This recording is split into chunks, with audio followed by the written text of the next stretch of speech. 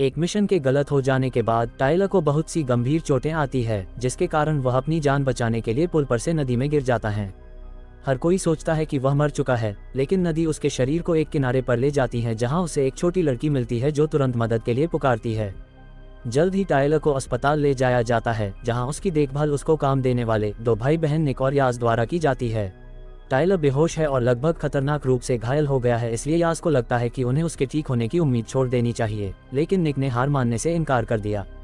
कई हफ्तों तक नर्सें टाइलर के शरीर की तब तक देखभाल करती हैं जब तक कि वह जाग नहीं जाता। वह जाग जाता है लेकिन अभी भी फिजिकली रूप से ठीक नहीं है, इसलिए अब टाइलर को अपने शरीर की मदद करने और अपनी हेल्थ को ठीक करने के लिए जरूरी फिजिकल ट्रेनिंग और थेरेपी से गुजरना होगा। इस बीच जॉर्जिया में गैंगस्टर ज़ुरब को अपने साथी अवतंडिल से पता चलता है कि उसके भाई डेविड की सजा 10 साल बढ़ा दी गई है। ज़ुरब गवर्नर से बातचीत करता है जो उसकी सजा को फाइनल करने वाला था। गवर्नर उसे बताता है कि अमेरिकियों की एक मजबूत प्रेजेंस से वो ज्यादा कुछ नहीं कर सकता है। ज़ुरब तब अपने अब्यूसिव पिता के खिलाफ उसके द्वारा की गई अपने भाइयों की रक्षा के लिए अपनी कहानी उसे बताता है और गवर्नर डेविड को एक अमेरिकी जेल में ट्रांसफर करने का वादा करते हैं। यह आइडिया ज़ुरब को पसंद नहीं आता और वो गवर्नर को मारने से पहले उसे याद दिलाता है कि वो ही उसे सत्ता में लाया था। ज़ुरब के आदमी लड़ाई शुरू करते हैं जो गवर्नर के सभी गार्डों को खत्म कर देते हैं और ज़ुरब गवर्नर के शरीर को एक कब्र में रख देता है जो उन्होंने उसके लिए पहले से ही तैयार कर रखी थी। वापस टाइलर के पास भाई बहन उसे ऑस्ट्रिया ले जाने के लिए लेने आते हैं, जहां उन्होंने उसके सामान और उसके प्यारे बूढ़े कुत्ते के लिए जंगल में एक सीक्रेट केबिन तैयार किया है। अब टाइलर शांति से रिटायर हो सकता है, लेकिन जाने से पहले निक उसे कुछ खास यादों के साथ उसे एक बॉक्स देती है। टाइलर अब एक नॉर्मल रूटीन फॉलो करता है, जिसमें टीवी देखना, मछली पकड़ना और ग्रोसरी का सामान लेना जैसी नॉर्मल लाइफ के मजे लेता है। एक शाम वह आखिर में बॉक्स खोलता है और रोता है जब उसे अपने मरे हुए बेटे के सभी पुराने लेटर और वीडियो मिलते हैं। उसका बच्चा बीमार हो गया था और बच्चे के मरने से पहले टाइलर वॉर में जाने के लिए तैयार हो गया था, इसलिए उसकी पत्नी ने उसे सबसे बुरे समय में उन्हें छोड़ने के लिए डाइवोर्स दे दिया। इस बीच ज़ुरब का भाई डेविड जेल में लड़ाई देख रहा है, लेकिन वह इसका मजा नहीं ले सकता क्योंकि वह अपनी नई सजा के बारे में सोच के परेशान है। कुछ समय बाद वह अपनी पत्नी केतेविन और बच्चों सैंड्रो और नीना से मिलता है जो उसके साथ जेल में रहते हैं।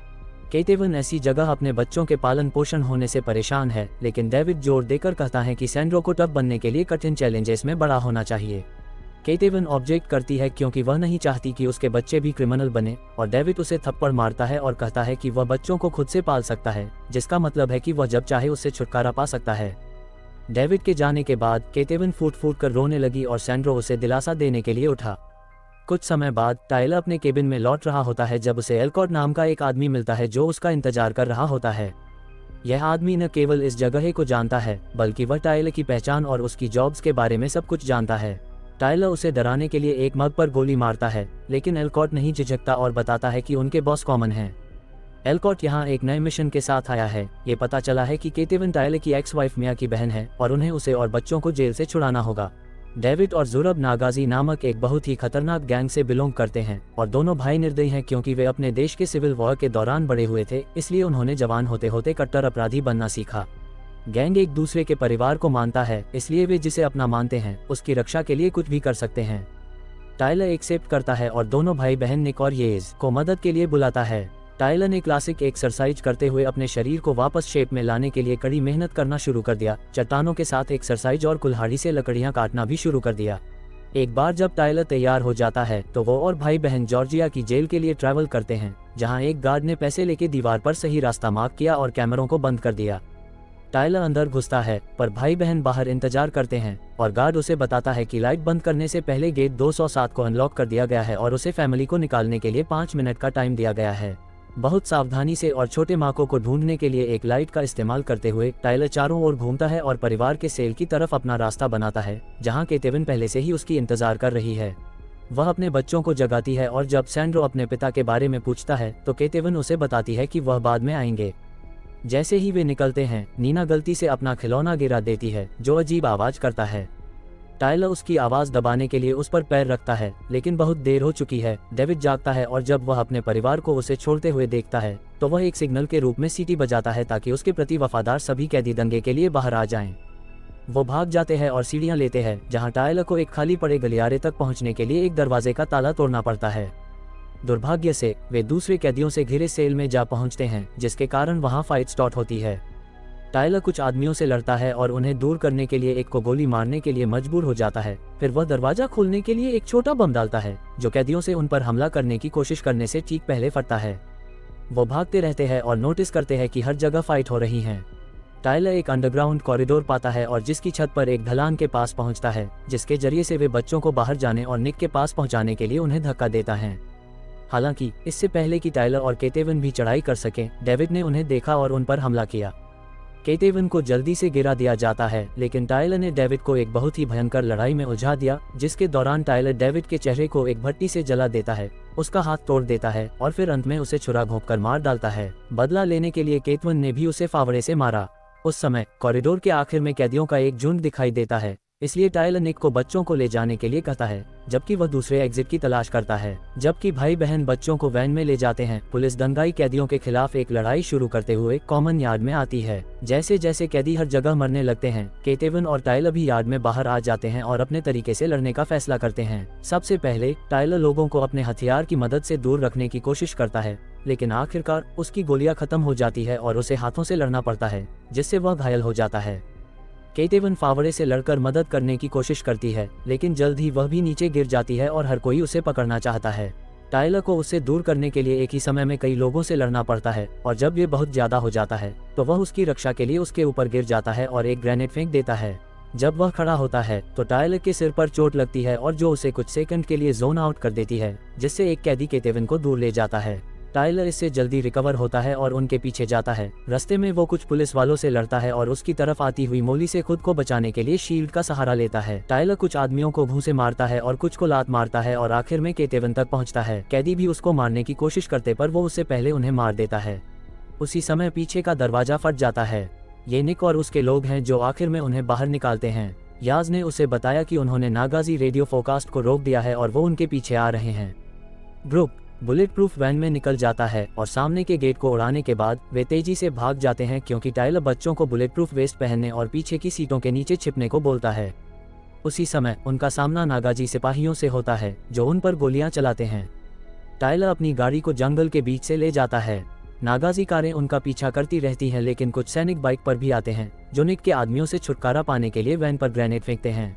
केवल टायलर और निक की वैन बची है और वो कुछ बाइकर को थोक कर उनको गिरा कर रोकते हैं, लेकिन जल्द ही टायलर की कार में एक ब्लास्ट होता है और वह पलट जाती है। टायलर के लोग उन्हें कवर देते हैं जबकि फैमिली गाड़ी से बाहर निकलती है। इन सब के बीच में नीना के हाथ में चोट लग जाती है।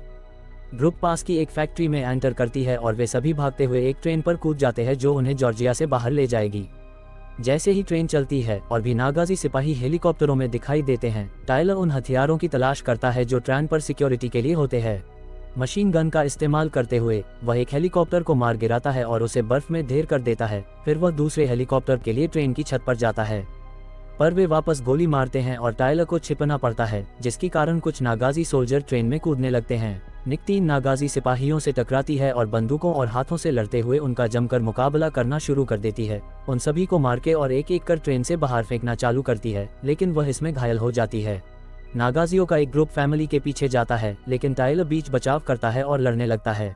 सैनिकों में से एक ने टायलर को ट्रेन से लगभग धक्का दे ही दिया था, लेकिन टायलर काउंटर करता है और लड़ाई जारी रखने के लिए उसे पीछे धकेलता है।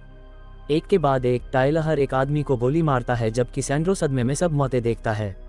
एक बार जब दुश्मन हार जाते हैं तो टायलर निक को देखने जाता है, जो सिर्फ घायल है लेकिन अभी भी जिंदा है। उसी समय हेलीकॉप्टर ने उन पर फिर से गोलाबारी शुरू कर दी।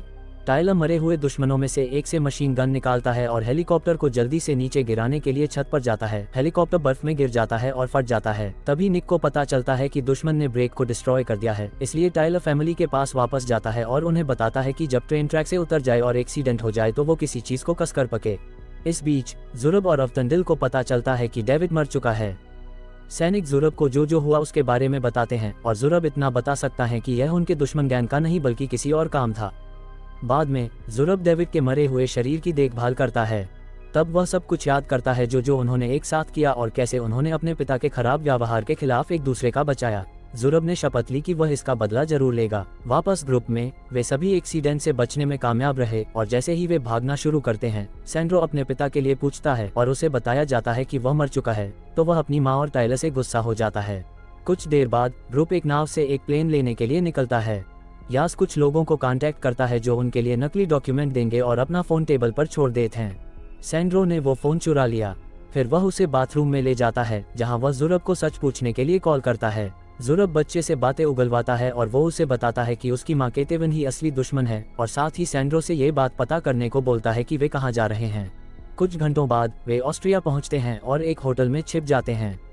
जबकि केतेवन नीना की देखभाल करती हैं और याज उनके भागने के अगले रूट की तैयारी करता है। सैंड्रो टाइलर के पास जाता है और उसे कहता है कि डेविड ने उन्हें उनकी दुश्मन गैंग से बचाने के लिए जेल में अपने साथ रखा था। और जब टाइलर बताता है कि डेविड असलियत में केतेवन को मारना चाहता था और वो कभी अपने बच्चों की परवाह नहीं करता था, ये सभी बार सैंड्रो को अच्छी नहीं लगी। इस बीच ज़ुरब नगाजी गैंग का एक ग्रुप इकट्ठा करता है और उन्हें फैमिली की रक्षा की इम्पोर्टेंस की याद दिलाता है, जिससे सभी लोग बदला लेने की शपथ लेते हैं। अवटंडिल इस बात से खुश नहीं है, ये सोचते हुए कि ज़ुरब अपने फायदे के लिए कुछ परिवार के मेंबरों को जोखिम में डाल रहा है, लेकिन ज़ुरब उसे इग्नोर करता है। दूसरी ओर टाइलर बालकनी पर सैंड्रो के पास जाता है और जहां सैंड्रो उससे सहमत होता है कि वह एक बुरा पिता था, लेकिन केतेवन अपने बच्चों के लिए जमकर लड़ रही है, इसलिए सैंड्रो को उसकी ताकत की सराहना करनी चाहिए। खुद को गिल्टी फील करते हुए सैंड्रो ने बताया कि नागाजी आ रहे हैं और अचानक एक हेलीकॉप्टर हवा में दिखाई देता है, जबकि और भी नागाजी सिपाही कारों में दिखाई देते हैं।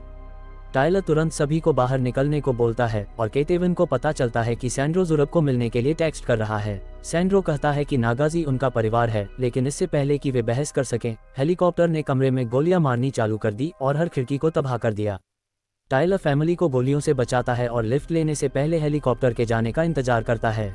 जैसे ही हेलीकॉप्टर छत पर सैनिकों को उतारता है, पुलिस की बहुत सी कारें आती हैं, लेकिन सड़कों पर गैंग के लोग गोलियां चलाते हैं और पुलिस को रास्ते में आने से रोकते हैं। टाइलर का ग्रुप गराज तक पहुंचता है और जब वे वैन में घुसते हैं, सैंड्रो को भागने का मौका मिलता है। याज उसके पीछे जाता है जबकि टाइलर का ग्रुप वैन में निकल जाता है, लेकिन वे देखते हैं कि नागाजियों ने रास्ता ब्लॉक किया हुआ था और वो उन पर गोलियां चला रहे हैं और उन्हें पीछे हटने के लिए मजबूर करते हैं। सैंड्रो सड़क पर पहुंचता है और ज़ुरब उसके सामने होता है। वो याज पर शूटिंग करता है जो तुरंत छिप जाता है। दोनों लोग सैंड्रो को उनके साथ चलने के लिए मनाने की कोशिश करते हैं, लेकिन उस समय निक एक दूसरी कार में दिखाई देती है और नागाजी ने उसे रॉकेट लॉन्चर से शूट किया और ज़ुरब ने सैंड्रो को पकड़ने और उसे अपनी कार में लाने के लिए उस ब्लास्ट का फायदा उठाया। याज निक को वैन से बाहर निकालने में मदद करता है और साथ ही वे नागाजियों पर गोलियां चलाते हुए एक ग्रेनेड को फेंकने के बाद बिल्डिंग में वापस भागते हुए शॉट्स फायर करते हैं। गराज में केतेवन और नीना वैन में छिपे रहते हैं जबकि टाइलर नागाजियों से लड़ता है। वह उनको गोली मारता है और आखिरी नागाजी के साथ हाथ से लड़ते हुए उसे एक कार की तरफ धक्का देकर ग्रेनेड से मार देता है।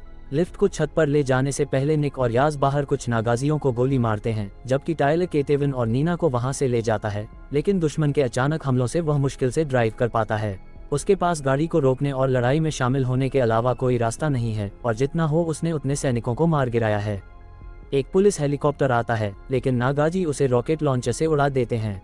टाइलर कुछ और लोगों को तब तक मारता है जब तक कि केतेवन और नीना कार से सुरक्षित नहीं निकाल जाते। फिर वह उन दोनों को पैदल ही वहां से ले जाना शुरू करता है। सभी होटल तक पहुंचते हैं और ज़ुरब के उन पर हमला करने से ठीक पहले लिफ्ट पर चढ़ जाते हैं। इस बीच एक सीक्रेट कार में सैंड्रो अपनी मां के बारे में परेशान है और अवतंडिल उसे बताता है कि अगर वह चाहता था कि वो जिंदा रहे तो उसे फोन नहीं करना चाहिए था। होटल की छत पर निक और याज अपने लोगों द्वारा भेजे गए हेलीकॉप्टर तक पहुंचने की कोशिश करते हैं और उन्हें ये पता लगता है कि वह नागाजी सैनिकों से घिरा हुआ है। एक और गोलीबारी शुरू होती है और निक याज को टाइलर की मदद करने के लिए कहती है, जबकि वह कवर फायर देती है।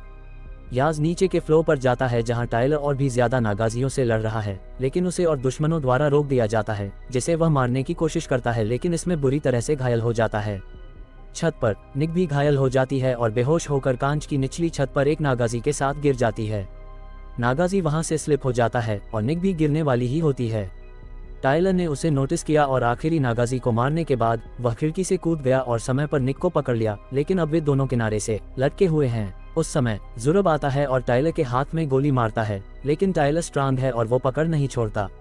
अचानक निक को होश आ जाता है और वह शीशे को तोड़ने के लिए गोली मारती है और ज़ुरब किनारे में लटक जाता है। टाइलर तुरंत निक को खिड़की के जरिए से एक कमरे में फेंक देता है, जिससे वो फैमिली को ढूंढने वाले आखिरी नागाजी को मारती है उससे पहले कि वो उन्हें चोट पहुंचाए। वे याज से मिलते हैं और छत की ओर अपना रास्ता बनाते हैं, जबकि टाइलर और ज़ुरब ऊपर चढ़ते हैं, लड़ाई शुरू करते हैं। बहुत सारे शॉट्स और भूसे को एक्सचेंज किया जाता है, लेकिन जब टाइलर इसे खत्म करने के लिए अपना चाकू निकालता है तो कांच टूट जाता है और ज़ुरब नीचे के कमरे में गिर जाता है। टाइम बर्बाद न करते हुए टाइलर छत पर ग्रुप में शामिल हो जाता है जो हेलीकॉप्टर में सवार होते हैं। ज़ुरब आता है और याज को गोली मार देता है, लेकिन जब टाइलर वापस गोली मारने की कोशिश करता है तो उसे छिपना पड़ता है। सभी लोग हेलीकॉप्टर में सवार हो जाता है और हेलीकॉप्टर उड़ जाता है और टाइलर यास की चोटों की देखभाल करने की कोशिश करता है, लेकिन बदकिस्मती से वह मर जाता है। थोड़ी देर बाद टाइलर और दूसरे उसके केबिन में छिप जाते हैं। निक यास के शरीर को साफ करती है और दुखी भी है और टाइलर अपनी चोटों का ख्याल रखता है। अचानक कोई आता है, ये टाइलर की एक्स वाइफ मिया है। बहनें फिर से मिल जाती हैं और कुछ पल साथ बिताने के बाद मिया बात करने के लिए टाइलर के पास जाती है। टाइलर ने अपने बेटे के बीमार होने के दौरान उसे छोड़ने के लिए माफ़ी मांगी, ये समझाते हुए कि उसने ऐसा इसलिए किया क्योंकि वो उसे ठीक नहीं कर सकता था और वह उसे मरते हुए नहीं देख सकता था। इस बीच अवटेंडल ज़ुरब से बात करने की कोशिश करता है, ये बताने की कोशिश करता है कि एक औरत की वजह से वो कितने नागाजी लोगों को खो रहा है। अब जबकि सैंड्रो उनके साथ है तो उन्हें आगे बढ़ने की कोशिश करनी चाहिए। हालांकि ज़ुरब ने उसे धोखा दिया और एक नागाजी और अवटेंडल को गोली मार दी। सैंड्रो सदमे में है क्योंकि नागाजी को परिवार माना जाता था। कुछ घंटों बाद टाइलर का फोन बजता है और वो ज़ुरब निकलता है, जो टाइलर से बातचीत करने के लिए सेंट जॉर्ज चर्च के एयरफील्ड में उससे मिलने के लिए कहता है। टाइलर राजी है लेकिन लड़ने के इरादे से। निक के रोकने के बावजूद टाइलर ने खुद को पूरी तरह से हथियारों से लैस कर लिया और सीधे एयरफील्ड के लिए निकल गया, जहां वह चुपके से कुछ गार्डों को गोली मारने के लिए इधर उधर भागता है और फिर ज़ुरब के विमान को उड़ा देता है। जबकि ज़ुरब और सैंड्रो भाग जाते हैं, टाइलर आगे बढ़ते हुए हर गाड़ी को देखते ही ब्लास्ट कर देता है और अपने रास्ते में आने वाले किसी भी नागाजी से लड़ जाता है। टाइलर के पेट में एक गंभीर घाव हो जाता है, लेकिन फिर भी वो चर्च की ओर बढ़ता है, जहां ज़ुरब बच्चे के साथ छिपा हुआ है। हालांकि यह एक जाल है। ज़ुरब ने सैंड्रो पर बमों का एक गुच्छा लगाया है और उसके हाथ में उसका रिमोट है। ज़ुरब सैंड्रो को टाइलर की बंदूक लेने और अपने पिता का बदला लेने के लिए उसे मारने के लिए मजबूर करता है। हालांकि सैंड्रो गिल्ट और डर से फ्रीज हो जाता है। जब ज़ुरब उसे खत्म करने वाला होता है तो अचानक निक पिछले दरवाजे से मदद के लिए आती है। ज़ुरब सैंड्रो को एक ढाल के रूप में इस्तेमाल करता है और निक को अपना हथियार नीचे रखना पड़ता है। उस समय टाइलर सैंड्रो को इशारा देता है, जो जल्दी से रिमोट कंट्रोल ले लेता है और ज़ुरब से खुद को आज़ाद कर लेता है। निक एक और बंदूक निकालती है और ज़ुरब के साथ एक और गोलीबारी शुरू हो जाती है, जिससे वह बुरी तरह से घायल हो जाती है। टाइलर ज़ुरब को ज़मीन पर पटक देता है और एक खतरनाक लड़ाई शुरू हो जाती है, जिसके दौरान वे चर्च की चीज़ों का इस्तेमाल करके एक दूसरे को मारते हैं। सैंड्रो अपनी बम जैकेट निकालता है और माफ़ी मांगते हुए निक को उसका रिमोट देता है। फिर निक बम को डिफ्यूज करने की कोशिश करती है। टाइलर और ज़ुरब एक दूसरे पर बिना रहम करे लड़ना जारी रखते हैं। लड़ते हुए उन्हें दर्दनाक चोटें आती हैं और उनके आसपास का एरिया तबाह होता जाता है। एक खतरनाक लड़ाई के बाद टाइलर के हाथ एक बड़ी कील लगती है और जिससे वो ज़ुरब को बार बार भोंकना शुरू कर देता है। किसी तरह ज़ुरब अभी भी बदला लेने के बारे में बोलता है और टाइलर आखिर में एक बंदूक से उसके सिर में गोली मारता है। बाद में टाइलर निक को देखने के लिए दौड़ता है, लेकिन उसी समय ऑस्ट्रियाई पुलिस आती है और उन सभी को गिरफ्तार कर लेती है। कुछ दिनों बाद निक और टाइलर जेल में हैं और निक को प्रॉपर हेल्थ केयर दी जाती है। एक दोपहर मिया टाइलर से मिलने जाती है और केतिवन और उसके बच्चों की इन्फॉर्मेशन देने के बदले विटनेस प्रोटेक्शन ऑफर करने के बारे में बताती है। मिया टाइलर को ये भी बताती है कि उनके बेटे पर एक भगोड़े पिता की छवि नहीं, बल्कि दुनिया को बचाने के लिए वॉर में जाने वाले पिता की थी, ये बताते हुए कि उसका बेटा उसके जैसा बहादुर बनना चाहता था। कुछ समय बाद टाइलर को एक कार में डाल दिया जाता है, लेकिन पता चलता है कि यह ट्रांसफ़र नहीं है। एलकॉट उसका इंतजार कर रहा है और टाइलर को जेल से बाहर निकालने की ऑफर करता है अगर वह दूसरी जॉब लेने के लिए राजी हो जाता है। टाइलर झिझकता है, लेकिन वह उस टाइम सहमत होता है जब एलकॉट निक को भी आज़ाद करने का वादा करता है।